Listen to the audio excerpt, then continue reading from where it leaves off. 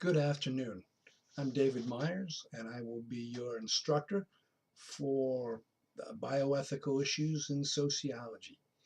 It's Sunday afternoon. The course opens tomorrow, and I'd just like to I'd like to discuss my expectations, go over the syllabus with you, and, well, just get you ready to take the class. Now, listen, this is a very intensive 8-week course, and the reading is going to be fairly difficult to keep up with. So, you know, when you take this course in an accelerated format, when you take this course in 8 weeks rather than 16, um, get ready for an interesting ride.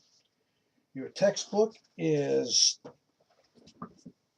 Bioethics Principles, Issues, and Cases. Actually, this is the older version. This is the newest version, the third edition. This is the edition you'll really need to have. So if you don't have the third edition, you're going to need to contact me and let me know because there's going to be some issues with your assignments because they've really changed things up quite a bit between the texts. So the third edition is what I said was necessary, and the third edition is what you're going to need.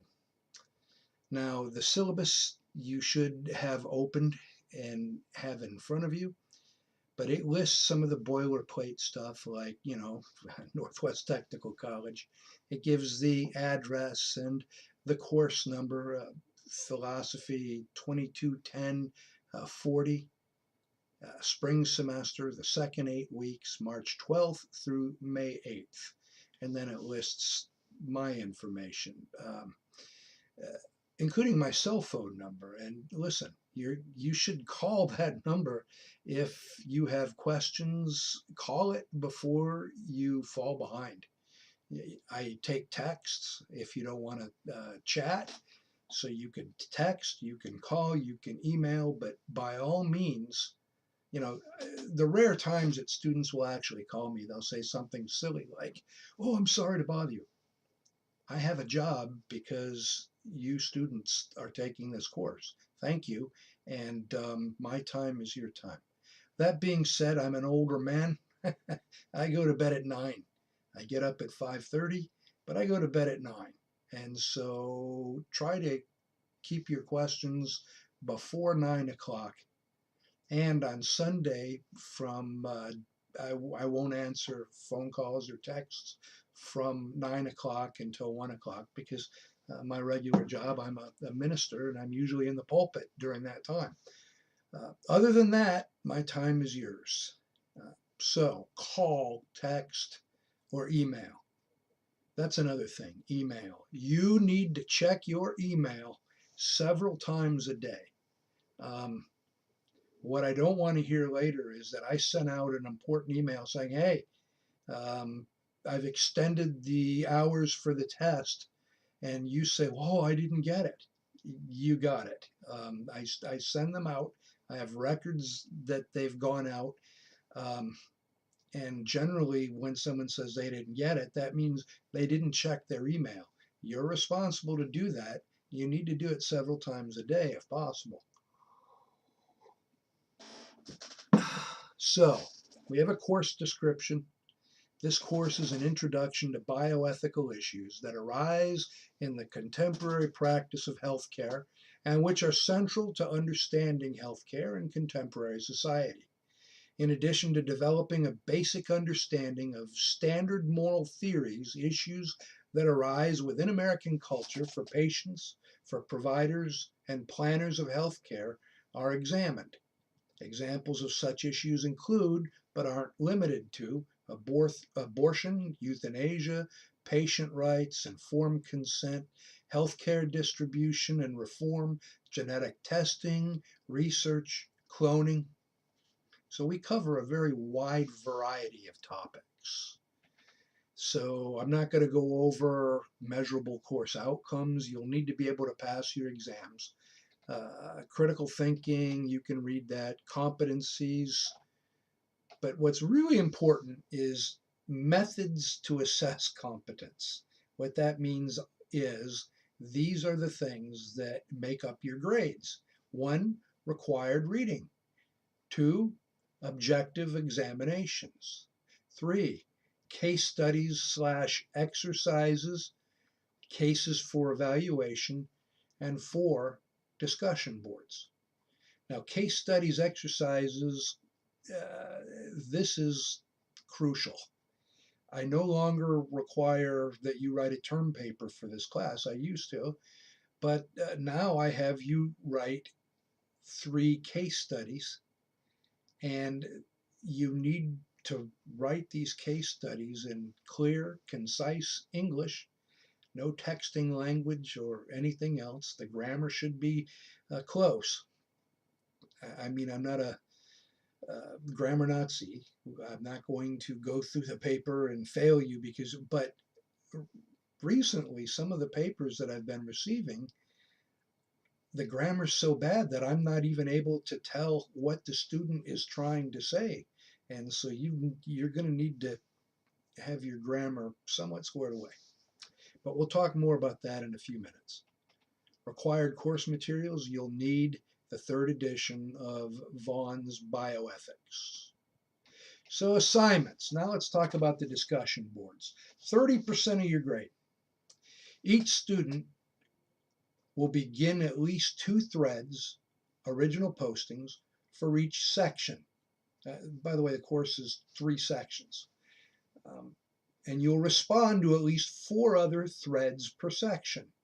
This will help get the student more involved with his or her classmates and help make the material to be more practical.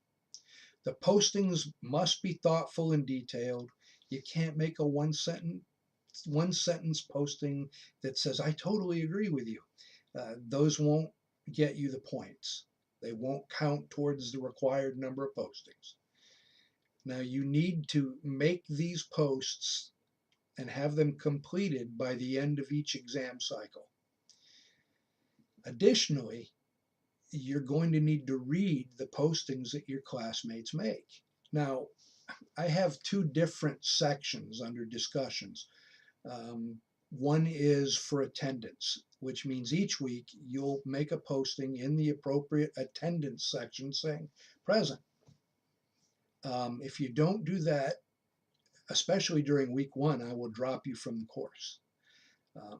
Students seem to have a real difficulty in each week signing in present, and you really need to do it. If you don't, I'll subtract points, and you don't want that. So sign in each week, but those posts don't need to be read. You only need to make those posts. They're not part of the discussions. So you're going to make 6 posts per section minimum, and you'll get 6 points if you make 6 points. Say that 3 times fast.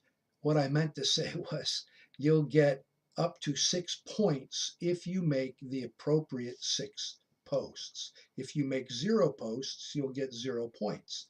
If you make 0 original posts and 12 posts responding to others, you'll get 4 points. You need to make the 2 original posts and the 4 responses to get the 6 points. Then the next 4 points come from reading. You need to read all of the posts. Invariably, I'll get emails after I list the grades. Well, why did I only get 3 points? And it's like, well, you only made 3 postings and you didn't read any of the postings. Well, was I supposed to? Yes, you were supposed to. You need to read them. You need to keep up each week, and there's quite a bit to do. So that is the discussions. The exams. The course is broken into 3 sections. Hence, there are 3 exams. Each exam is 10 points. So the 3 exams together make up 30 points, 30% of your grade. So that's 60% of your grade there. At the end of the course, no later than 3 May, you will need to submit a reading report. Now, it's quite simple. All you need to do is put in a Word document, I, your name, have completed what percentage of the total reading. Don't break it down into chapters. Don't submit it each week. One time saying that. And if you say I committed, or if you tell me that you read all of the chapters in 100% of the reading, then you'll get 10 points. And if you tell me you read 20% of the reading, you'll get 2 points. So I don't, what you tell me, and this is a course in ethics, what you tell me is what you get. So that's your reading report, due at the end of the course. Now, the cases for evaluation.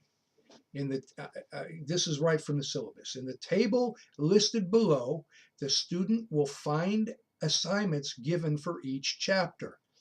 Choose one assignment, one for each section. This means one case study for section 1, one case study from section 2, and one case study from section 3.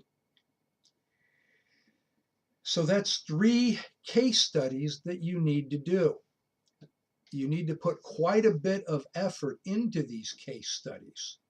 They're worth 10 points each, and they each need to be at least 3 pages, double space all your work. If you've had college writing with Dawn, then you just use the same template. But remember that the quarter page where it's, you give your name, the date, the assignment, my name, that doesn't count towards the total percentage. You need 3 full pages of content, double spaced. They are due as follows. The assignments chosen by the students must be completed and turned in via Dropbox by the conclusion of the applicable section. Thus, the section 1 assignment needs to be completed by 26 March, section 2 by 16 April, and section 3 by 3 May. Now, if you look section 1, chapters 1, 2, 3, and 4. Chapter 1 has no assignments. It's foundational. Chapter 2 has no assignments. Chapter 3, on pages 91 through 93, you will find a section entitled Cases for Evaluation. This section consists of 3 separate case studies, each with a series of questions. Discuss all 3 cases, answering the questions found at the end of each case study. I know I said 1. What I meant was 1 total assignment. So you'll choose either chapter 3 or chapter 4, and that's where you will handle those case studies.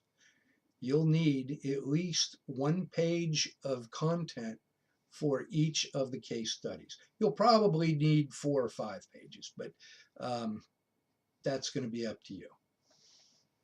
And I'll write notes. If you turn it in and the first case study and I think you need to add something, I'll make a note and give you the opportunity to resubmit it for a higher grade. But anyway, you'll find in this section of the syllabus, you'll find where the page numbers for the cases for evaluation. Again, put a lot of effort. I no longer require a term paper. These papers are in lieu of a term paper. And so, again, put a lot of effort into it. You get out of this course what you put into it.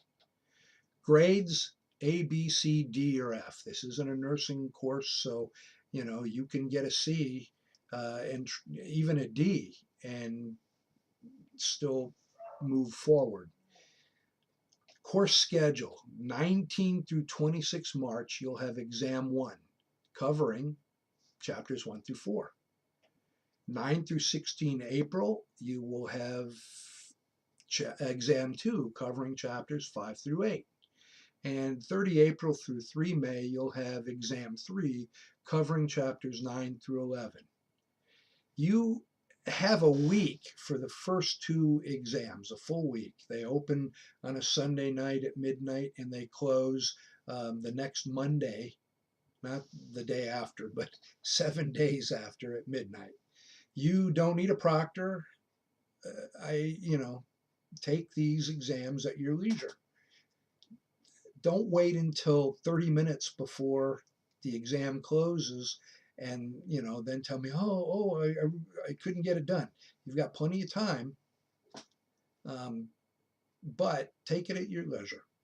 Exam 3, not so much. You've got April 30th, um, May 1st, 2nd, and 3rd. Now, why? Because believe it or not, graduation is right then. I know the term says 8 May, but actually 3 May is about it. Because graduation is Friday, I think the 4th of May. And so we need to get everything done by that point. If there's some reason that you can't take the exam by the scheduled date, or you want to complete it early, let me know. I can open it up. I can reopen it up. Just, you know, eh, let me know and we can take care of it. Assignment reading schedule. 26 March, the student will have read chapters 1 through 4 and have completed the section 1 assignment. Additionally, all the postings for the discussion board section 1 must be made and all postings must be read. Now they close at midnight on a Monday. Listen, the discussions, there are going to be people that wait until the last minute to post. And so when I get up on Tuesday, I wait until Wednesday. I give you an extra day to do all the reading to make sure that you've read the required amount of posts. So you don't need to stay up to midnight the day before. But on the Wednesday, I'm going to grade them, and I can see on my computer how many you've read. And so if you say, well, I've read them all, I can tell if you have or not. So please read them all. Get your work in on time if at all possible. I mean, I know life happens and I know you take online courses, so you're not locked in to a traditional schedule, but we do have dates and the dates can be important. 16 April and 3 May are the other two dates that are really important. And then all extra credit work for exam cycle 3 needs to be turned in by 3 May. And that brings me to the exams. Listen, they're hard. The reading is difficult. The exams are hard. Because they're hard, I have written practice exams. And the exams that you take are taken directly from the practice exams. So if you take the practice exams, you will see the questions and the answers that are on the exam that you're going to take. The test is open book, but it is not open note. You may not just print out, the practice tests and use those because that would be too easy. Now, that being said, if you take I'm trying to speak too quickly. If you take the practice exams over several times, and if you are able to memorize anything, it's really not hard. Some students just ace the exams and some don't. Um, I do offer extra credit where you go through and grade your exam basically. You'll download it and then place that into the Dropbox. And what I'll do is I'll look at it, and as long as you don't just cut and paste from the exam, then I will go, and if say you got a 4.1 out of 10 on the exam, you turn in the extra credit and I will raise your grade from a 4.1 to a 7. And usually students don't bother, but it's there if you really, really want it. Usually the only students that want it are the students that are getting an A. They've got a 92 on the exam and they want to do extra credit. And if you do, that's fine. So say you get a 75 on the exam, a 7.5. If you do the extra credit, I'll raise it to an 80. If you have an 82, I'll raise it to a 90. And if you have a 92, I'll raise it to a 95. I'm not going to go higher than a 95. I know that some students are perfectionists, but an A is an A. You know, we don't have A pluses or A minuses. So I think that walks us through the schedule pretty well. All right, so I'm going to close my syllabus here, and I'm going to click on table of contents. And if you're watching the video, so you've managed to find it, but you know, under table of contents, you will find everything. You'll find the syllabus and schedule, the introduction in this video. You'll find instructor information, and you'll find a humorous Monty Python link to a clip that is kind of apropos to our topic. It's about logic and argument. You might enjoy it. The next section is assignments, and you will find instructions for the discussion board, examinations, cases for evaluation, reading report, extra credit, and the chapter PowerPoints. I haven't filmed chapter videos. I'm hoping to do that, but I haven't done that yet. But I do have the chapter PowerPoint. And I have bioethics chapters 1 and 2. I'm going to tomorrow actually delete those, and I'm going to do chapters 1 through 4 of the new textbook. Now, if you've ordered it and haven't received it yet, you can keep up through section 1. After that, I can't do it. I can't legally make copies of more than section 1, but that should help at least in the beginning. So, as I said, if you have questions or concerns, call me, text me, or email me, but please read the instructions first, because most questions, I mean, I've set the course up as clearly and concisely as I could. I'm sure there are some errors in dates. You'll be able to find them and let me know, and I'll correct them. But the one thing I always hated as a student was when a teacher used an old, out of date, didn't update it. Well, I've tried to update it and carefully check it, but I'm sure you'll find something. But in the meantime, don't panic. I know I've said that it's a brutal pace to keep up with, but you can do it. When I say read the chapters, listen. Philosophy and ethics is a branch of philosophy, and bioethics is a branch of ethics. The reading is different than normal reading. You're going to read through, especially chapters 1 and 2, and you're going to be lost, unless you've got a background in philosophy. But I don't expect you to master the material. It's difficult, which is why I have the practice exams. And I mean, that should be very helpful. And again, I will do my best to get some videos up for the chapters as soon as possible. But in the meantime, read, take the practice exams, and you should be just fine.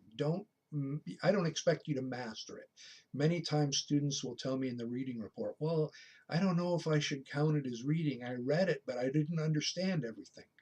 No one ever understands everything. I don't understand everything.